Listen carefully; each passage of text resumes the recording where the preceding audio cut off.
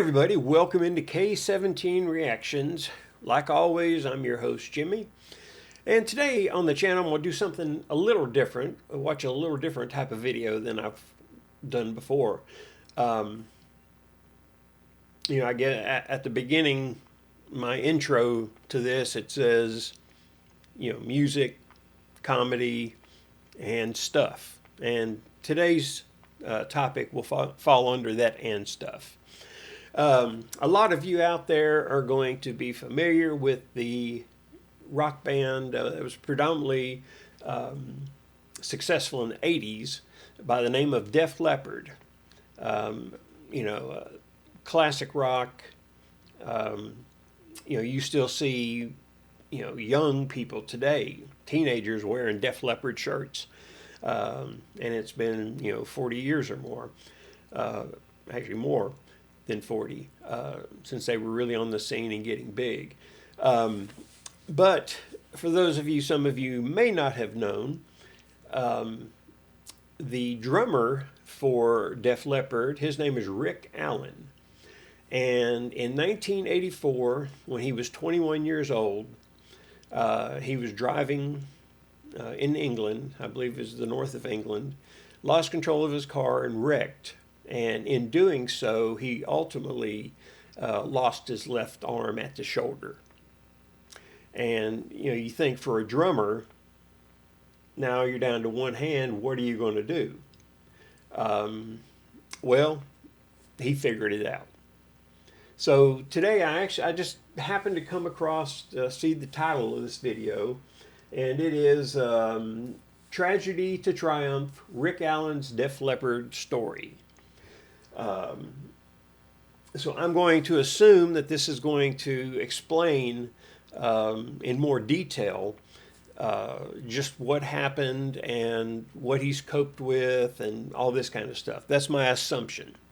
What assuming can do sometimes, but I'm pretty confident that that's going to be something like it's going to be going on. So hopefully you'll enjoy this with me, especially if you're Def Leppard fans. So before I get started, if you like what I'm doing here on the channel, like always, please hit that like button. Also subscribe if you haven't, and leave me some comments, share the video. Every bit of that would be greatly, greatly appreciated. Also, as I've told you on my last several videos, I have a Patreon page now. I'm going to leave a link to it down in the description. I'll also leave a link for a 3-month free trial for my Patreon. Something I just started. I've got my first subscriber over there. Thank you, Don. And I'm just trying to grow the channel there. So if that's something you want to do, the link will be in the description for 3 free months. And then you can just go from there. So saying all that, let's get into this video. I am very interested because I'm one of those type of people that I like details. I like knowing the little things. I used to drive my ex-wife crazy with that because she could care less about that. But I'm that type of guy. So that's why I knew that he lost it in a car accident. But for the most part, I don't know his story. And I thought it'd be interesting to watch it, and I figured I'd share that with you. So let's get going. Tragedy to Triumph, Rick Allen's Def Leppard Story. Here we go.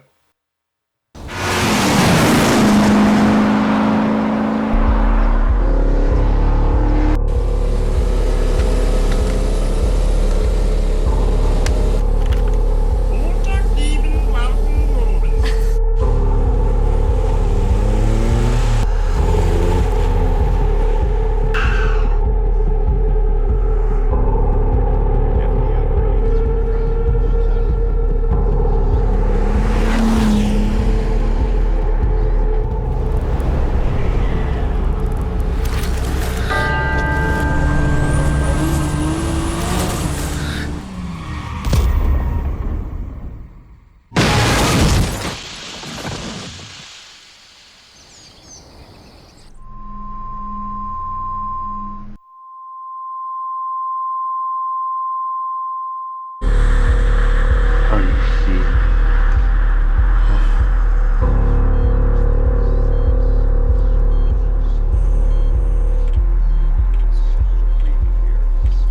If you were given the chance to go back and not have that happen, would you? That's a really good question. Born Richard John Cyril Allen, known by millions as Rick Allen, became the drummer for Def Leppard in November of 1978 at the age of 15. In 1979, Rick was still too young to sign his initial record contract on his own. After Def Leppard's first two studio albums, On Through the Night, released in 1980, and High and Dry, released in 1981, the band members of Def Leppard were barely out of their teens, and Rick Allen only 19 when their third studio album, PARAMEDIC, was released in 1983. Countless years of commitment and hard work paid off when Pyromania achieved a monumental level of success with multi-platinum sales. However, amidst the band's euphoric high point, unforeseen hardships awaited Rick Allen, forcing him to face every musician's nightmare, the unsettling uncertainty of whether he would ever play music again. One of the worst things you could ever imagine happening to a band happened to us on New Year's Eve 1984. It's when Rick Allen found himself behind the wheel of his Chevrolet Corvette C4, with his then-girlfriend Miriam seated next to him in the passenger seat. They were enjoying the scenic countryside, navigating the A57 road a few miles west of Sheffield. This Alfa Romeo came flying round the corner and overtook me on the bridge. So I just sort of carried on about my own business. But this guy ended up slowing down, so I caught up to him. And every time I wanted to try and overtake this guy, he would put his foot down. I'm going like, oh, I can't deal with this at all, you know. And Miriam's sitting there going, don't lose your temper, don't lose your temper. You know, I'm going, no, I'm fine, you know. But this went on for about 4 miles. So I kind of lost my rag a little bit. And with it being a left-hand drive car, you know, obviously driving on the left-hand side of the road, when I finally did punch the accelerator, I didn't see this left-hand turn. Here is the left-hand turn Rick mentioned. At the time of the accident, the rock wall would have been taller and more substantial than what is seen today, dividing the road from the field where Rick found himself standing. Miriam found herself initially confined in the passenger seat and had to be cut free from the wreckage. She was badly bruised and sustained head injuries. Rick remembers that within 2 minutes of the accident, an off-duty policeman and a nurse helped tend to Rick's injuries. Rick was remarkably fortunate to not only receiving exceptional swift medical care, but the fact that his body entering a state of shock while remaining conscious meant he didn't experience the typical heavy blood loss. Less than 20 minutes after the accident, Rick was already in the hospital in Sheffield under heavy sedation. In the hospital's initial efforts, surgeons managed to reattach the left arm, but sadly on January 4th, 1985, it was required to be surgically removed due to infection. Not many know this, but Rick also broke his right arm badly. During the healing process in the hospital, he was also told there was a chance that he might lose his right arm as well. Fortunately, all the infection was removed, the bone was fixed in the right arm, leaving Rick immensely grateful. We could only guess the questions that might have been playing on repeat while Rick was under heavy sedation. Will I ever play the drums again? How could I even play my drum kit with only one arm? What if Def Leppard continues on without me? None of us knew what to do. We had no idea whether he'd live or die. We had no idea if he'd ever play the drums again. I mean, after all, who's ever heard of a one-armed drummer? The seatbelt actually took my arm off. It came unclipped and just came across my chest and just took it off. I think the arm stayed in the car and I left via the sunroof. But apparently I was conscious for the whole thing, and I think that's what actually saved my life in the end. Rick Allen received heartbreaking news from surgeons. The prospect of playing drums again might not be in his future. However, rather than accepting that as a fact, Rick made a decision to prove them all wrong. Meanwhile, just 2 weeks after the accident, Rick made his first attempt at standing up. Unbalanced, he fell to the floor. A week later, he had already learned how to walk again. Did you think that you'd ever be able to drum again? No, I didn't think I'd be able to do anything again. Not until my brother brought my stereo system down to the hospital, and at first I found it difficult to listen to music. Why? Because I was constantly reminded of what I used to be able to do, and after listening to music for a few days, I realized that I could still play quite a lot of the parts just using my feet. So that was really encouraging. In that moment of inspiration, Rick realizing that his feet held the key to the solution he sought, and maybe a way to continue playing drums with his bandmates Def Leppard. As destiny would have it, at about this time, record producer Robert John Mutt Lange visited Rick Allen in the hospital. Mutt Lange, well known at that time for his innovative production techniques, played a transformative role in shaping the sound and success of Def Leppard. Mutt Lange's contributions to Def Leppard's Hysteria went beyond the ordinary, which is just too much to cover in this video. All or Nothing Media is planning an upcoming video to dive deep into Mutt's crucial role, breaking down the recording process of the iconic album Hysteria, the first in our new series called Decoding Dad's Vinyl. Rick recalled while in the hospital, there were times at the beginning when I really felt like I couldn't do this anymore. The thing that really helped is Mutt came to visit and he talked me into being able to do this.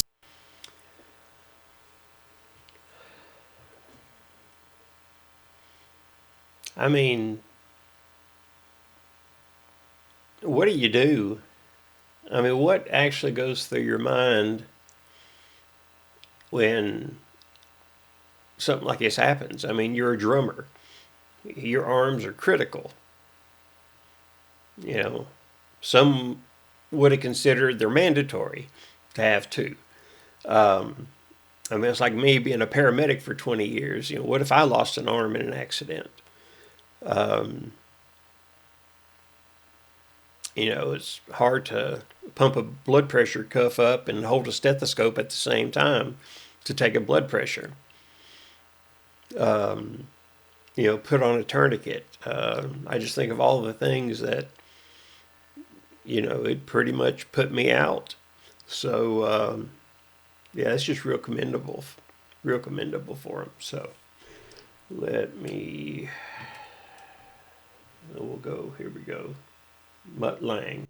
Mutt explained how a modern technology could be a breakthrough. That with an electronic drum kit, Rick could recreate patterns using his left foot that he used to play with his left hand. Before Mutt departed, Rick had just one last question. Can you spend some time with us and see if we can get this record made, Mutt? Rick's proposal was one Mutt wouldn't turn down, agreeing to join in the production of the band's fourth studio album, Hysteria, which led to Mutt coming back on board as the main producer and another 18 months of recording and mixing before the album was done. Throughout this challenging process, Rick had to develop new life skills, from mastering how to eat to tying his shoes, all with only one hand. But all Allen could think about was the new drum kit.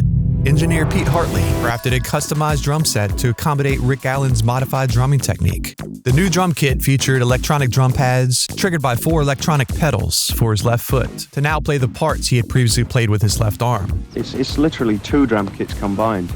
It's a series of electronic pads and a series of pedals. So I use my left foot on all the pedals. Obviously I use my right foot on the kick drum as I always did. And with my right hand I play the pads. So you're sort of playing pretty much everything I used to play with my left arm, I'm playing with my left foot now. And it's literally just playing opposites like that.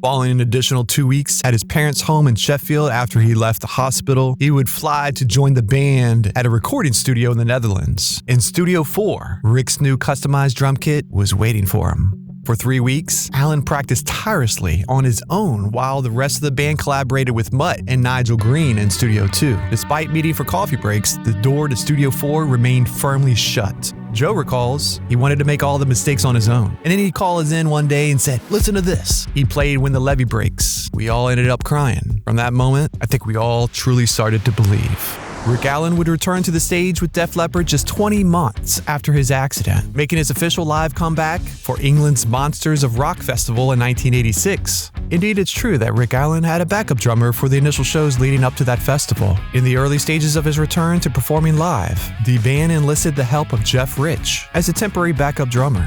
The attendance at the Monsters of Rock Festival in England in 1986 was massive, with approximately 107,000 people in the audience. From the highs of rock stardom to the lows of a life-altering car accident, Rick Allen's journey is a tale of true inspiration. The unstoppable drummer confronting adversity head-on and overcoming numerous hurdles in his fascinating journey. Rick Allen's resilience was on full display, inspiring the world with a remarkable comeback that few thought possible. Def Leppard has experienced decades of massive success, but describing their journey as merely facing numerous challenges together is a significant understatement. These challenges encompass not only the band's personal struggles, but Rick Allen's car accident and the tragic loss of guitarist Steve Clark in 1991. They're not just a band, they're legendary performers who know just how to make timeless music that remains with you.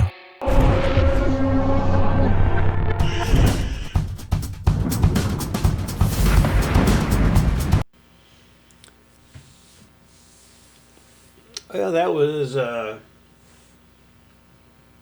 Tragedy to Triumph, Rick Allen's Def Leppard story. Man, I tell you what, when I reached down a minute ago to just kind of check and see how much of the video was left, I thought I had at least 5 minutes to go. I guess I was that entranced in his story. It's just an incredible story. And, you know, I've heard, I've watched a number of people react to Def Leppard's Pour Some Sugar on Me. And,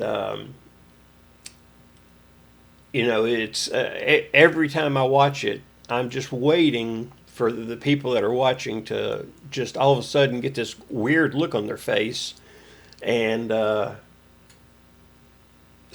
pause the video and sit there and saying, did he have one arm? I think that guy had one arm. He only had one arm. How do you play with one arm?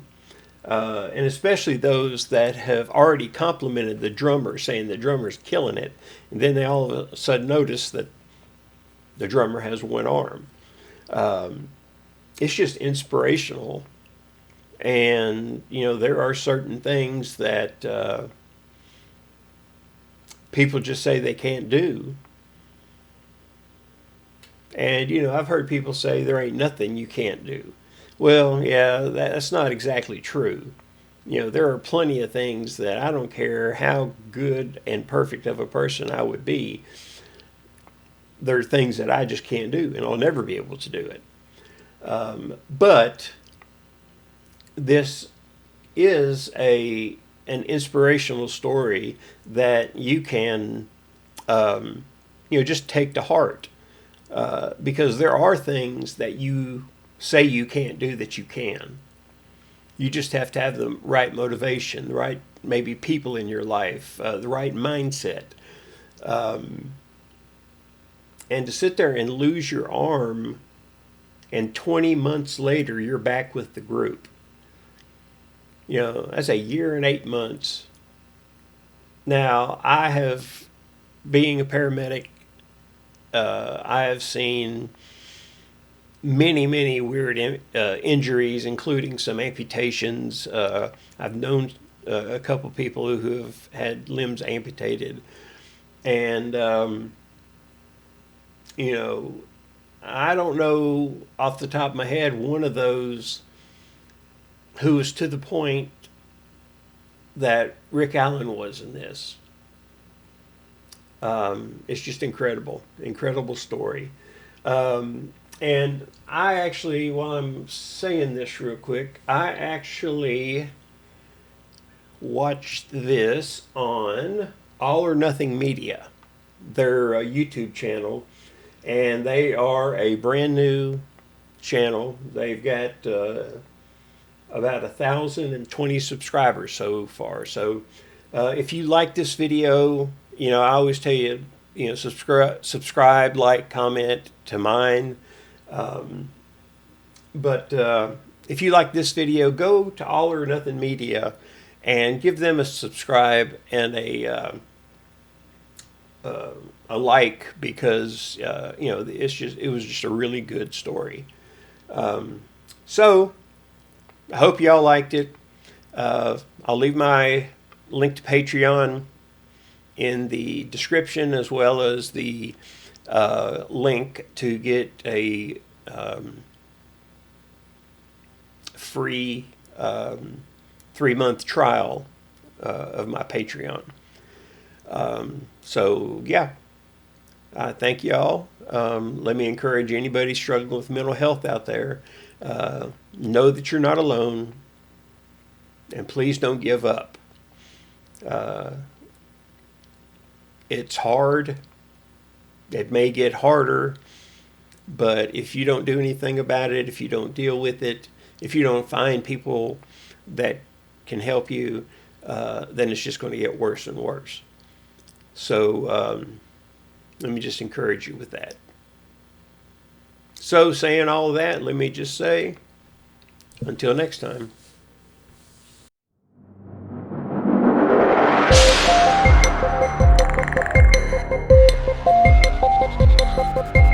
Thank you.